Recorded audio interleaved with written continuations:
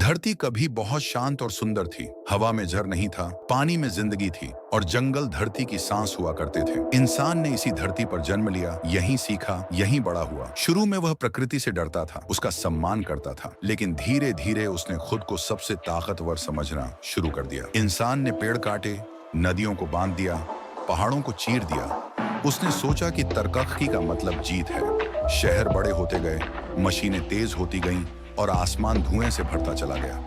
धरती सब देखती रही, सब सहती रही, क्योंकि वह माँ थी। समय के साथ धरती ने इंसान को चेतावनी देना शुरू किया। मौसम बदलने लगे, कभी जरूरत से ज्यादा गर्मी पड़ती, कभी महीनों तक बारिश नहीं होती। ग्लेशियर पिघलने लगे, समुद्र का पानी शहरों की ओर बढ़ने लगा। वैज्ञानिकों ने आवाज उठाई, लेकिन उनकी बातें मीटिंग्स और कागजों में दबकर रह गईं। धरती अब बीमार होने लगी थी, जंगलों में आग लगने लगी, नदियां सूखने लगी और हवा में सांस लेना मुश्किल होने लगा। फिर भूकंप आए, बाढ़ आई, महामारी फैली। इंसान डर गया, लेकिन तब भी उसने खुद को बदलने की जगह सिर्फ बचने की कोशिश की। शहर खाली होने लगे, सड़कें सूनी पड़ गईं, मशीनें बंद हो गईं, लेकिन तब तक बहुत देर हो चुकी थी। हवा झरीली हो चुकी थी, पानी पीने लायक नहीं बचा था, खेतों में कुछ उगता नहीं था और आसमान का रंग बदल चुका था। आखिरी दिनों में इंसान अकेला हो गया। न सरकार काम आई, न पैसा, न ताकत। जिन चीजों को उसने भगवान समझा था, वे सब बेकार हो चुकी थी। धरती चुप थी, लेकिन उसका फैसला साफ था। एक दिन सूरज उगा, लेकिन उसकी रोशनी में गर्मी नहीं थी, सिर्फ डर था। हवा चल रही थी, लेकिन उसमें जिंदगी नहीं थी।